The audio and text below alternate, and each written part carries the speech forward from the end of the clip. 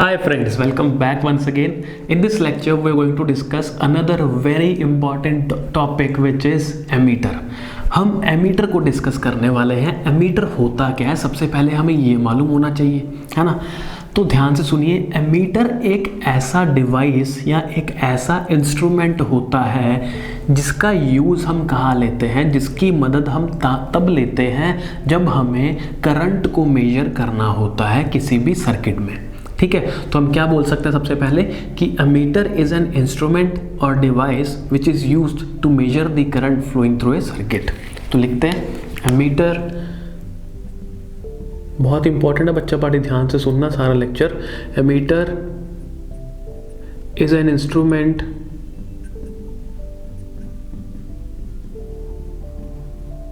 या डिवाइस लिख सकते हैं, या डिवाइस या और device which is used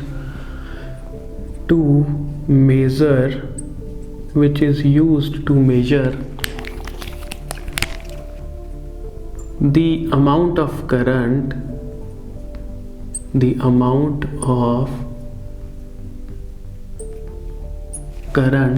flowing through a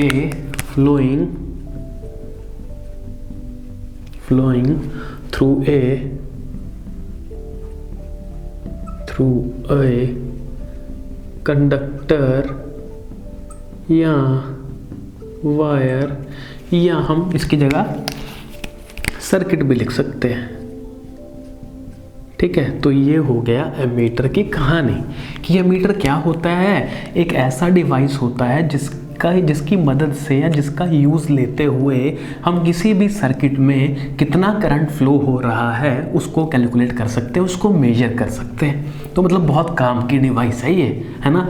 तो मतलब कभी भी याद रखिए, जब कभी भी आपको बोल दिया जाए कि ये सर्किट है, आप ये देख के बताओ कि ये चेक करके बताओ कि इस सर्किट में कितना करंट फ्लो हो रहा है, तो आप क्या कहोगे, आप क्या करोगे, एक एमीटर लेके आओगे और उस एमीटर को उस सर्किट में लगा दोगे। ठीक है, और देख लोगे एमीटर जितनी रीडिंग देगा हमें पता लग जाएगा कि इतने एम्पियर करंट उस सर्किट में है। एम्पियर या मिली एम्पियर जो भी होगा वो हम वहाँ से एमीटर से देख के बता सकते हैं। ठीक है, अब क्वेश्चन आता है कि एमीटर को सर्किट में लगाना कैसे है। क्वेश्चन ये भी तो है, ये तो पता लग गया कि एमीटर कब यूज़ करना है, ये तो हमें पता चल गया। बट अगर पूछ लिया जाए कि ये सर्किट है, इस सर्किट में बताओ कि करंट कितना है, तो हम एमीटर ले आए बाजार से, अब उसको लगाएंगे कैसे, ये भी तो क्वेश्चन है, ये भी प्रॉब्लम है ना। तो याद रखिए, आई रिपीट, याद रखना हमेशा कि ammeter is always connected in series. ठीक है, तो लिखते हैं ammeter is always connected in series. बहुत इजी चीज़ है और बहुत ज़्यादा इंपॉर्टेंट भी है बच्चा पार्टी कि एमीटर हमेशा किस में कनेक्ट किया जाता है या किस में कनेक्ट किया जाएगा, हमेशा वो सीरीज़ में ही कनेक्ट किया जाएगा। एग्जाम्पल ले लेते हैं, एक छोटा सर्किट बनाकर। लेट्स सपोज ये एक सर्किट है जिसमें एक बल्ब लगा हुआ है। ठीक है, और ये यहाँ पे एक बैटरी है और ये क्या है, की है या स्विच है। ठीक है, लेट सपोज हम इस की को कनेक्ट कर देते हैं तो करंट फ्लो होगा, ऑब्वियस सी बात है, कोई दिक्कत नहीं है।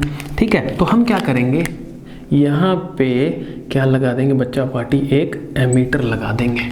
ठीक है, अब जैसे ही हम स्विच ऑन करेंगे, की ऑन करेंगे, सर्किट क्लोज होगा, करंट फ्लो होना स्टार्ट हो जाएगा पॉजिटिव से नेगेटिव। ठीक है, तो होगा क्या, ये जो एमीटर है, एमीटर हमें एक रीडिंग देगा, वो उस रीडिंग से हम देख लेंगे कि उस सर्किट में या उस बल्ब से या उस वायर में से कितना करंट फ्लो कर रहा है। ठीक है, अब सीरीज में ही क्यों लगाना है, क्वेश्चन ये भी उठता है, क्यों हम सीरीज में ही लगाएं। उसके पीछे कारण है एक बहुत बड़ा। क्योंकि ये सीरीज़ है तो ये जो बैटरी से जो भी करंट फ्लो हो रहा है, जितना करंट बल्ब से फ्लो होगा, अगर हम देखना चाह रहे हैं कि इस बल्ब में से कितना करंट फ्लो हो रहा है, तो एमीटर को इसके साथ बिठा देते हैं ना, इसके पास, इसकी इसी की लाइन में, इसी की वायर में, ताकि जो भी करंट आए एमीटर मेजर कर ले, है ना, और देख ले कि हाँ कितना करंट बल्ब के अंदर जाएगा या बल्ब से फ्लो होगा।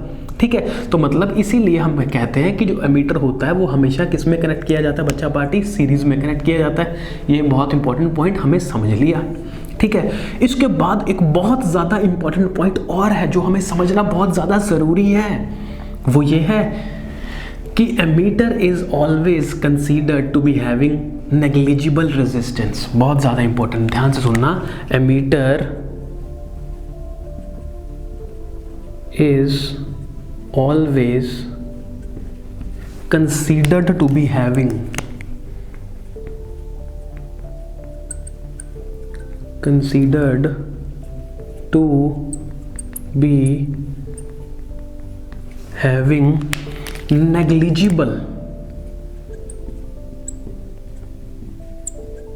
negligible या जीरो रेजिस्टेंस। बहुत ज़्यादा इंपॉर्टेंट टॉपिक है बच्चा पार्टी, ध्यान से कुछ मिस नहीं करना है। अब ऐसा क्यों है, ऐसा क्यों कहा जाता है कि एमीटर जो होगा वो उसकी नेग्लिजिबल रेजिस्टेंस होगी, ना के बराबर रेजिस्टेंस होती है या ज़ीरो रेजिस्टेंस होती है? ऐसा क्यों हम ऐसा कंसीडर करते हैं कि एमीटर है तो मतलब वो ज़ीरो रेजिस्टेंस का ही है, नेग्लिजिबल रेजिस्टेंस का ही है? उसके पीछे रीज़न है, बहुत प्यारा सा लॉजिक है। देखो, मान लेते हैं इस सर्किट में असलियत में 5 एम्पियर्स करंट फ्लो कर रहा था। कितना? 5 एम्पियर। हमने क्या किया, इसमें एमीटर लगा दिया चेक करने के लिए कि कितना करंट फ्लो हो रहा है। ठीक है, अब ये एमीटर अगर खुद की रेजिस्टेंस लेके बैठ जाए यहाँ पे सर्किट में, है ना, इसके पास बहुत सारी रेजिस्टेंस हो और ये बैठ जाए सर्किट में, तो बेटा ये क्या करेगा, ओरिजिनल सर्किट में जो करंट फ्लो कर रहा था उससे क्या कर देगा, ये छेड़छाड़ कर देगा और हमें गलत रीडिंग्स देगा। क्योंकि हमने एमीटर को सिर्फ और सिर्फ इसलिए कनेक्ट किया है ताकि वो हमें बताए सर्किट में कितना करंट है, ना कि वो क्या करने लग जाए, उस करंट को ही परेशान करने लग जाए। नहीं, इसलिए हम क्या कहते हैं कि जो एमीटर है ना उसको हमेशा कंसीडर किया जाता है कि नेग्लिजिबल रेजिस्टेंस या जीरो रेजिस्टेंस या ना के बराबर या लो रेजिस्टेंस वाला होता है, ताकि ये ओरिजिनल सर्किट के साथ कोई छेड़छाड़ किए बिना हमें करंट की सही रीडिंग दे। बहुत ज़्यादा इंपॉर्टेंट है बच्चा, ये क्वेश्चन आने के चांसेस रहते हैं। एक नंबर में पूछा जा सकता है कि एमीटर की रेजिस्टेंस को हम लो क्यों मानते हैं, जीरो रेजिस्टेंस क्यों होता है, तो वो लॉजिक हमने यहाँ पे पढ़ लिया। बहुत ज़्यादा ईजी था, इंटरेस्टिंग तो था ही था। तो ये पूरा टॉपिक बहुत ज़्यादा इंपॉर्टेंट है। सो अगर इसमें कुछ डाउट हो तो I am always available, you can ask me n number of times. So this is all for this lecture guys. See you very soon in the very next lecture. Till then, thank you so much.